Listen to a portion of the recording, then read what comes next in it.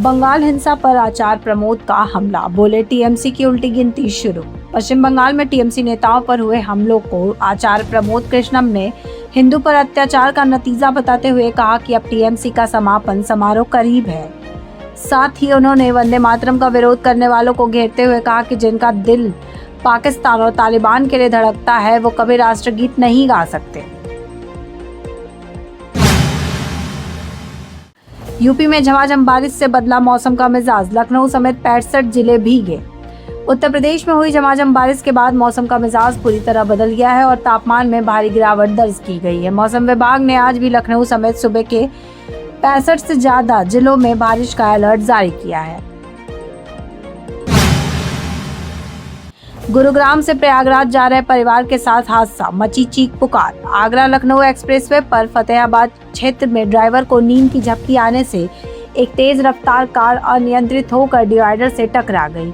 इस भीषण हादसे में कार सवार एक ही परिवार के 5 लोग गंभीर रूप से घायल हो गए, जिन्हें यूपीडा और पुलिस की टीम ने तुरंत हॉस्पिटल पहुंचाया।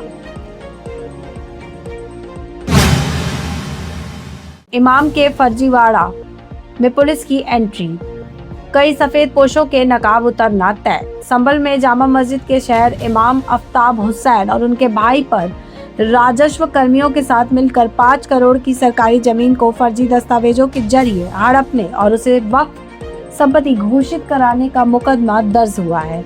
इस मामले में तहसीलदार कोर्ट ने दोनों भाइयों पर 7 करोड़ का जुर्माना लगाते हुए बेदखली का आदेश दिया है, जिसके बाद अब पुलिस जांच में जुट गई है। कानपुर में खून से लथपथ मिला युवक, अस्पताल पहुंचने से पहले तोड़ा दम। कानपुर के रेल बाजार थाना क्षेत्र में कृष्णा हॉस्पिटल के पास एक ऑटो के भीतर 35 वर्षीय जाहिद नामक युवक खून से लथपथ और गंभीर हालत में मिला, जिसकी अस्पताल में मौत हो गई। परिजनों ने जाहिद की हत्या किए जाने की आशंका जताई है, जिसके बाद पुलिस शव को पोस्टमार्टम के लिए भेजकर मामले की गहन जांच में जुट गई है। चंदौली के सपा सांसद का बड़ा बयान, भाजपा पर लगाया आस्था के विभाजन का आरोप।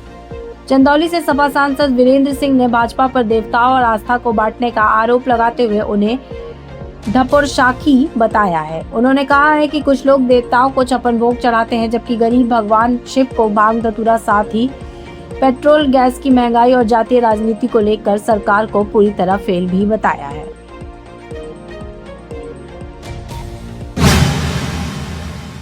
प्रयागराज में पेपर लीक पर बात करने से रुकने पहुंची पुलिस, छात्रों में का भारी हंगामा। प्रयागराज में पेपर लीक मामले पर बंद कमरे में बात कर रहे छात्रों और विपक्ष को रोकने पहुंची पुलिस के बाद यूपी में सियासी घमासान छिड़ गया है। विपक्ष ने मोदी योगी सरकार पर तानाशाही का आरोप लगाते हुए कहा है कि यह सरकार युवाओं के भविष्य के साथ खिलवाड़ कर रही है और विपक्ष की आवाज को कुचलना चाहती है।